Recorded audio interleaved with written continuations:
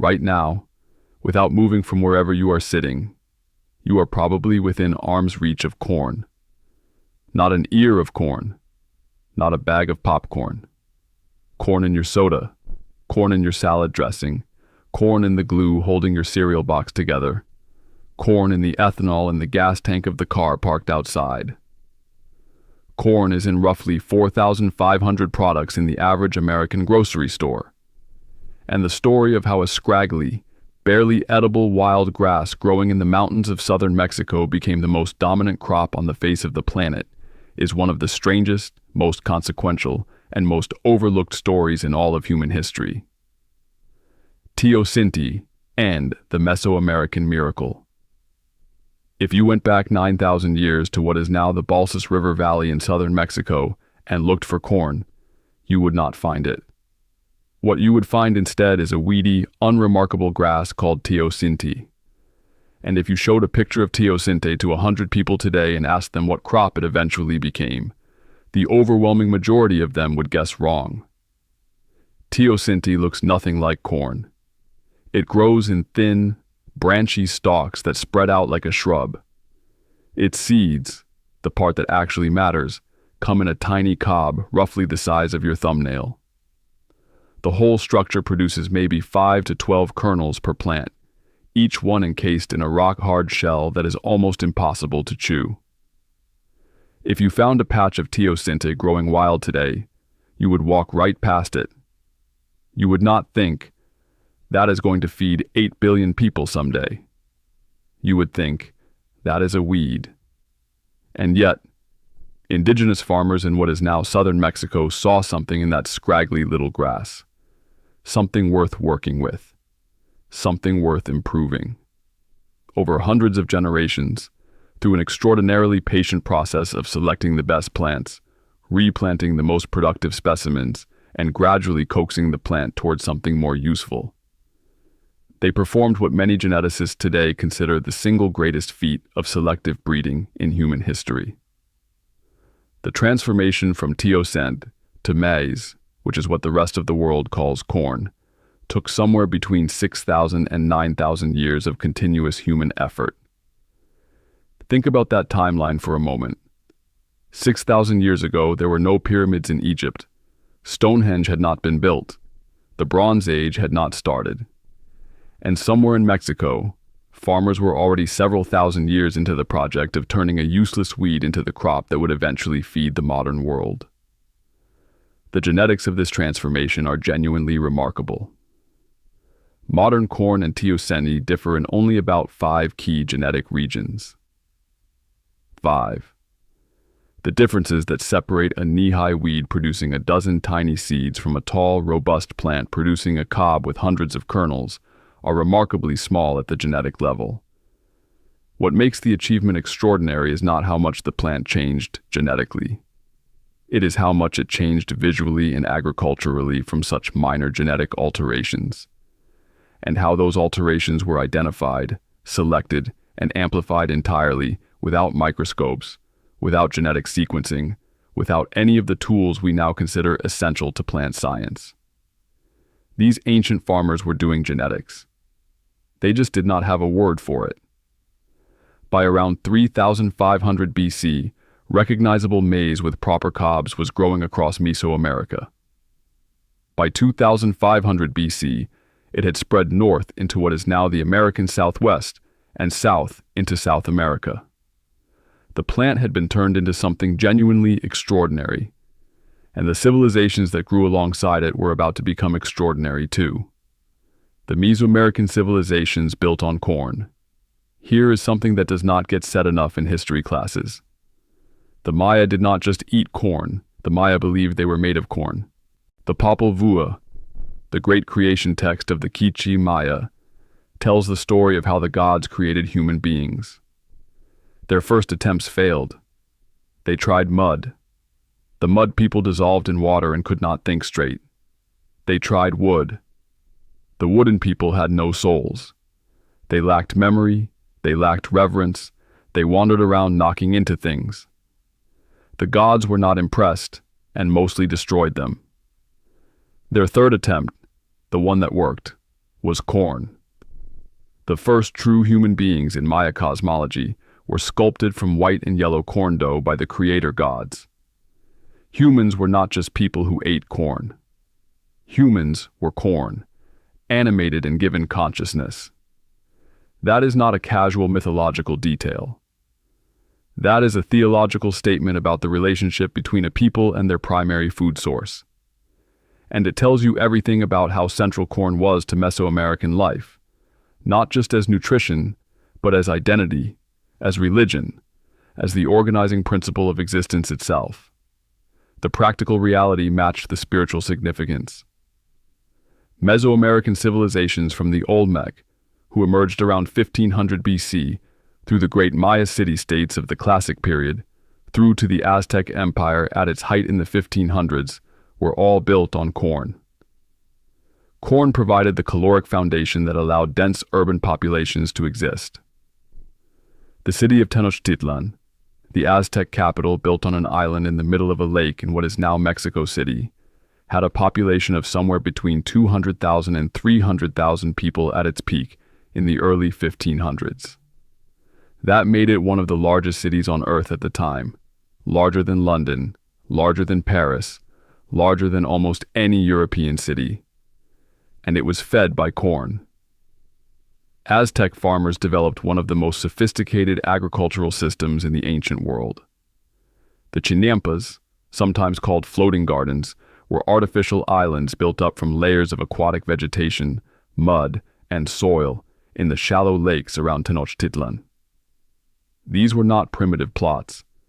They were highly engineered growing beds, separated by canals, fertilized with organic material, and maintained with extraordinary care. Corn grew year-round on chinampas, and the yields per acre were remarkable by any standard of the time. The Aztec calendar was organized around corn. Aztec religious ceremonies were structured around corn. Aztec taxation was paid in corn.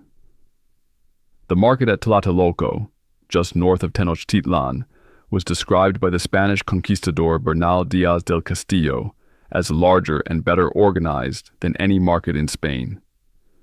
Corn was at the center of it. Every day, every season, every year. And yet, when the Spanish arrived and dismantled all of it, they did not take the corn seriously. They took the gold. They missed the point entirely. Three sisters. The agricultural genius. Nobody talks about. Before we follow corn to Europe and watch the Spanish completely blow their opportunity, we need to stop and talk about one of the most elegant agricultural innovations in human history, because it almost never gets the credit it deserves. Indigenous peoples across Mesoamerica and North America developed a farming system so efficient that modern agronomists are still studying it. They called it different things in different languages, but European colonizers eventually gave it a name that stuck. The Three Sisters. Corn, beans, and squash, planted together in the same mound of soil, grown together as a single integrated system. Here's why it worked, and why it was genuinely brilliant. Corn grows tall and provides a natural pole for bean vines to climb. The beans, being legumes, fix nitrogen from the atmosphere into the soil, replacing the nutrients that corn constantly depletes. The squash spreads wide along the ground, its broad leaves shading the soil surface, which retains moisture, suppresses weeds, and keeps the ground cool. The squash leaves are also covered in fine prickly hairs that deter many of the pests and animals that would otherwise damage the crop. Each plant helps the other two in ways that seem almost deliberately designed. This is what ecologists today call a companion planting system, and it mimics the way plant communities in nature support each other rather than competing. The Three Sisters produced higher combined yields than any of the three crops grown separately on the same land. The soil remained healthier over time rather than degrading, and the nutritional combination of the three crops together was almost perfectly balanced. Corn provided carbohydrates. Beans provided protein and amino acids that corn lacks. Squash provided vitamins and minerals. The three sisters, eaten together, could sustain a human being in good health indefinitely. This is an agricultural system that took generations of observation, experimentation, and accumulated knowledge to develop. And when European colonizers arrived and saw indigenous peoples farming this way, the overwhelming majority of them dismissed it as primitive. They wanted to plant single crops in straight rows the way they did back home. They very nearly starved to death because of it. Columbus, the Spanish, and Europe's confused reaction. In 1492, Christopher Columbus landed in the Caribbean and found corn growing in the fields of the Taíno people. He had never seen anything like it. He brought samples back to Spain. Europe got its first look at maize. And Europe, true to form, responded with a mixture of curiosity, confusion, and a spectacular nutritional mistake that would kill hundreds of thousands of people over the next few centuries. The good news is that corn spread across Europe and beyond with remarkable speed. Within decades of Columbus's first voyage, corn was being grown in Spain, Portugal, Italy, the Ottoman Empire, West Africa, and China. It spread faster than almost any other New World crop because it was genuinely easy to grow. It was adaptable to a wide range of climates. It produced high yields. It grew quickly. Farmers across the Eastern Hemisphere, many of whom had been scratching out difficult livings from thin soils with unreliable grain crops, recognized immediately that corn was something special. But here is the problem. The indigenous peoples of Mesoamerica had developed a process called nixtamalization thousands of years earlier. Before eating dried corn, they would soak and cook the kernels in an alkaline solution, typically water mixed with lime, meaning calcium hydroxide, not the fruit. Nobody is putting lime juice on their tortillas for chemistry reasons, although that does sound delicious. The alkaline process transformed the corn chemically, unlocking a vitamin called niacin, also known as vitamin B3, that is otherwise biologically unavailable in corn. It also improved the amino acid profile of the grain and made it far more nutritious overall. The Spanish watched the indigenous peoples of the Americas do this. They did not think it was important. They assumed it was just a cooking preference, a flavor thing, a local habit. They took the corn back to Europe and they just ate it. Straight. Without nixtamalization. The result, about 150 years later, was a disease called pellagra. Pellagra is caused by severe niacin deficiency. Its symptoms are brutal. The 4 Ds, as physicians later called them: diarrhea, dermatitis, dementia, and death. By the 1700s and 1800s, pellagra was epidemic across southern Europe, particularly in Italy, Spain, France, and the Balkans. Everywhere that poor rural populations had adopted corn as their primary food source and were eating it without nixtamalization. In the American South, after the Civil War, pellagra would devastate poor sharecropping communities who were subsisting almost entirely on corn grits and little else. The answer had been sitting in plain sight the whole time. The indigenous peoples of the Americas had solved the nutritional problem of corn thousands of years before the Spanish arrived. The Spanish simply did not think it was worth paying attention to, because it was being done by people they considered beneath them. The cost of that arrogance was staggering. Corn crosses the Atlantic and feeds the world. Despite the pellagra disaster, which took centuries to fully understand, corn's spread across the Eastern Hemisphere was one of the most significant agricultural events of the post-Columbian world. And it happened with a speed and an organic energy that no colonial government planned or directed. In West Africa, Portuguese traders introduced corn along the coast in the 1500s. African farmers, dealing with thin, often exhausted tropical soils where traditional grains like sorghum and millet were unreliable, immediately recognized corn's value. It grew fast. It grew tall. It produced enormous yields in the wet tropical climates along the coast. Within a few generations, corn had spread deep into the African interior along existing trade routes. Today, Sub-Saharan Africa grows roughly 300 million metric tons of corn per year, and in many countries it is the single most important food crop. In the Ottoman Empire, corn arrived through trade routes in the 1500s and spread east into Anatolia and the Balkans so quickly that European observers assumed it had originated there. In parts of Romania and the former Yugoslavia, corn became so central to rural diets that people called it Turkish wheat, which was geographically confused but emotionally understandable. It was the wheat that came from the direction of Turkey, so naturally it was Turkish. Corn logic. In China, corn arrived via Portuguese traders and Christian missionaries in the 16th century, and followed the same pattern it had followed in Africa, filling in the gaps. Chinese farmers in the mountainous interior provinces of Yunnan, Sichuan, and Shanxi discovered that corn could grow at altitudes and on slopes where rice paddies were impossible and wheat fields were unreliable. The same rocky, steep terrain that had always limited Chinese agriculture suddenly became farmable. China's population exploded in the centuries following corn's introduction, and many historians argue that corn was a significant driver of that growth. Today, China is the second largest corn producer on Earth.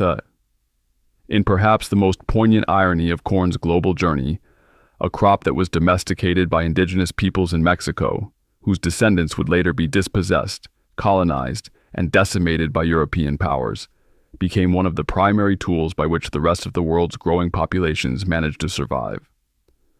Corn fed the people who had not invented it in ways that the people who had invented it never received credit for. That asymmetry runs through almost every chapter of this story. Corn and the building of America. Colonists, survival, and whiskey. When English colonists landed at Jamestown in 1607, they were spectacularly unprepared for what they found. They had brought European farming knowledge, European seeds, and European assumptions about how agriculture worked, and almost none of it was applicable to the Virginia wilderness. The colonists began dying almost immediately. Disease, starvation, and sheer incompetence reduced the Jamestown settlement from 500 people to 60 over the winter of 1609 to 1610, a period historians call the starving time. 60 people, from 500. The Powhatan Confederacy had been growing corn in Virginia for generations. Without the knowledge, the seed, and in many documented cases the direct food aid that indigenous peoples provided to the English colonists, Jamestown would simply have ceased to exist. The same story repeated itself at Plymouth in 1620. The Wampanoag people, particularly a man named Squanto, who had survived his own extraordinary ordeal, including being kidnapped and sold into slavery in Europe, and somehow making it back to Massachusetts, taught the Pilgrims how to plant corn, how to use fish as fertilizer, how to use the Three Sisters system. Without that intervention, the Plymouth colony would almost certainly have collapsed in its first winter. The Thanksgiving story that American schoolchildren learn every November has been so heavily mythologized that it bears almost no resemblance to the actual historical relationship between the English colonists and the indigenous peoples who kept them alive. But the core agricultural fact buried inside the myth is real. The colonists survived because indigenous people taught them to grow corn. That part is not a myth. That part is just true. As the colonies stabilized and expanded through the 1600s and 1700s, corn became the backbone of American frontier agriculture. It grew in the thin, newly cleared soil of forest edges where wheat would fail. It could be processed in simple ways without a mill. It stored well over winter. It fed the pigs and cattle and chickens that provided meat, eggs, and dairy. And it could be turned into whiskey. That last point turned out to be historically significant in ways that nobody initially anticipated. By the late 1700s, frontier farmers in Pennsylvania, Virginia, and Kentucky had figured out that corn fermented and distilled into a remarkably smooth spirit. Rye whiskey had been the traditional American frontier drink, but corn produced something different, something mellower, something that, when aged in charred oak barrels, developed a rich, sweet, complex flavor that people in Kentucky would eventually call bourbon. The word bourbon comes from Bourbon County, Kentucky, where the style was refined and named. And before anyone starts a geographical argument about this in the comments, yes, it is complicated. Whiskey was also, on the frontier, essentially liquid currency. It was easier to transport than bulk corn. It stored indefinitely. It could be traded for goods and services across enormous distances. Corn whiskey was the financial infrastructure of the American frontier, which is why the Whiskey Rebellion of 1794 was such a serious political crisis. When the newly formed federal government tried to impose an excise tax on whiskey production, farmers in western Pennsylvania who had been using whiskey as their primary economic medium erupted in open revolt. George Washington personally led an army of nearly 13,000 men to suppress it. A tax on whiskey was a tax on their entire economic existence, and corn was at the root of all of it. The industrialization of corn. America goes all in. Through the first half of the 1800s, corn was already the dominant crop in American agriculture, but growing it was still backbreaking manual labor. A farmer with hand tools could plant, tend, and harvest only a few acres. The size of a corn operation was limited entirely by how many human hands were available to work it. And then, in 1831, a 22-year-old Virginian named Cyrus McCormick built a mechanical reaper that could harvest grain faster than any hand-operated tool in history. The mechanical reaper changed everything. Within a few decades, improvements in farm machinery meant that a single farmer could cultivate acreage that would have required dozens of workers just a generation earlier. The opening of the American Midwest, with its extraordinary deep black topsoil stretching across what is now Illinois, Indiana, Iowa, Ohio, and Missouri, created agricultural conditions that seemed almost engineered for corn. The Corn Belt was born. By the time the Civil War began in 1861, corn was feeding both sides of the conflict. The Union's industrial food supply system relied heavily on corn-fed pork, corn-based hardtack, and corn whiskey. The Confederacy, which grew enormous quantities of corn across the South, faced the same logistical dependency from the other direction. When Union forces systematically destroyed Confederate agricultural infrastructure, targeting not just military installations, but farms and food stores, cornfields burned alongside cotton fields. The war was, among many other things, a war over agricultural dominance. And corn was in the middle of it. After the war, the expansion of the railroad network across the Midwest connected Corn Belt farmers to national and international markets for the first time at scale. Corn that had previously been consumed locally or converted to whiskey could now be shipped to eastern cities, to export ports, and to the rapidly growing meatpacking industry in Chicago. The late 1800s saw the creation of something genuinely new in American agriculture, the industrial corn system. Corn went in, pork and beef came out. Cash went everywhere. The pattern that defines American food production to this day was being assembled, piece by piece, in the decades after the Civil War. The 20th century, nitrogen, hybrids, and the Green Revolution. In 1913, a German chemist named Fritz Haber and an engineer named Karl Bosch figured out how to take nitrogen from the atmosphere and convert it into synthetic ammonia fertilizer on an industrial scale. The Haber-Bosch process is one of the most consequential technological achievements in human history, and it is almost never discussed in popular culture, which is genuinely frustrating to anyone who finds this kind of thing interesting. Which is all of us, presumably, given that we are here. Before Haber-Bosch, the amount of food you could grow was limited by the amount of natural nitrogen available in your soil. Nitrogen is the critical nutrient for plant growth, and the world's supply of naturally available nitrogen was finite. Corn depleted it fast. Farmers rotated crops, let fields lie fallow, spread manure, did everything they could to maintain soil fertility. But there was a ceiling, and civilization was approaching it. Synthetic nitrogen fertilizer removed that ceiling. Suddenly, you could grow corn on the same field year after year, in quantities that would have seemed impossible a generation earlier simply by adding fertilizer. Combined with hybrid corn varieties, which were developed starting in the 1920s by crossing different corn strains to produce offspring with dramatically higher yields, the transformation of corn production was staggering. In 1920, the average corn yield in the United States was about 25 bushels per acre.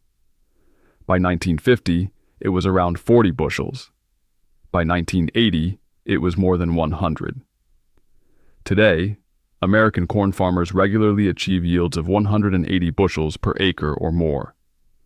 That is a 7-fold increase in productivity per acre over roughly 100 years, driven almost entirely by synthetic fertilizer, hybrid genetics, and improved farming practices. Norman Borlaug, the American agronomist who won the Nobel Peace Prize in 1970 for his work on high-yield crop varieties, is often credited with saving 1 billion lives through the Green Revolution. Corn was central to that story. High-yield corn varieties developed in the mid-20th century helped feed populations in Mexico, Central America, and eventually across the developing world that had been facing genuine famine. The same crop that had been domesticated by indigenous Mexican farmers 9,000 years earlier was now, through the lens of 20th century science, being sent back to Mexico to prevent starvation. History is not always a straight line. High fructose corn syrup and the food system take over. And now we arrive at the part of the story where things get genuinely dark. Pull up a chair. In the early 1970s, American corn farmers were producing so much corn that prices kept collapsing. Richard Nixon's Secretary of Agriculture, a blunt figure named Earl Butz, had a solution. His advice to farmers was simple and brutal. Plant from fence row to fence row. Get big or get out. The surpluses that followed were staggering. And so the food industry got creative. Japanese scientists had developed a process for converting cornstarch into a cheap liquid sweetener called high fructose corn syrup. It was cheaper than cane sugar, blended smoothly into liquid products, and there was an essentially unlimited supply of raw material. By 1984, Coca-Cola and Pepsi had both switched. The processed food industry followed. Within a decade, it was in your bread, your yogurt, your ketchup, your baby formula. Most Americans had no idea the sugar they thought they were getting had been quietly replaced. Obesity rates climbed. Type 2 diabetes rates climbed. The research connecting high fructose corn syrup to metabolic disease was suppressed and attacked by industry funding for decades. It was not an accident. It was a policy choice. The corn was just doing what corn does. The people making the decisions knew exactly what they were doing. Corn today. Fuel, feed, and the future. Here is the number that stops people cold. The United States grows approximately 15 billion bushels of corn every year, and only about 10% of it ends up as human food. The rest goes to two places mostly. Roughly 40% goes to animal feed. The entire American industrial meat system runs on corn. Chickens eat it. Pigs eat it. Even cattle, which evolved to eat grass and have digestive systems specifically built for grass, are fed corn in feedlots because it is cheap and it produces fast weight gain. Whether that is good for the cattle, the people eating them, or the planet is a conversation that could fill its own video. Another 30 to 40% goes into ethanol. American law requires gasoline to contain a percentage of ethanol, most of it from corn. Corn ethanol produces more energy than it takes to make, but not by much. The debate over whether this makes any sense has been running for decades and shows no sign of resolution, largely because Midwest politics makes corn ethanol essentially untouchable. Beyond food and fuel, cornstarch turns up in paper, textiles, pharmaceuticals, adhesives, and biodegradable plastics. The lining inside the soup can in your pantry almost certainly contains a corn derivative. And then there is the environmental cost. Nitrogen fertilizer runoff from Midwest cornfields flows down the Mississippi into the Gulf of Mexico, creating a dead zone the size of New Jersey every summer, where oxygen depletion kills virtually all marine life.